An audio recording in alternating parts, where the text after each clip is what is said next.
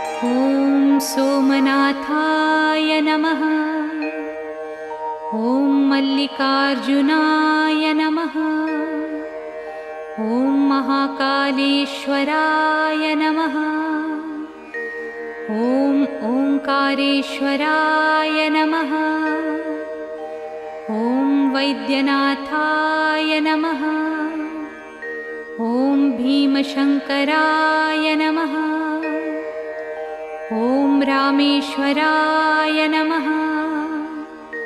ॐ नागेश्वराय नमः। ॐ विश्वेश्वराय नमः। ॐ त्र्यम्बकेश्वराय नमः। ॐ केदारेश्वराय नमः। ॐ भुस्मेश्वराय नमः।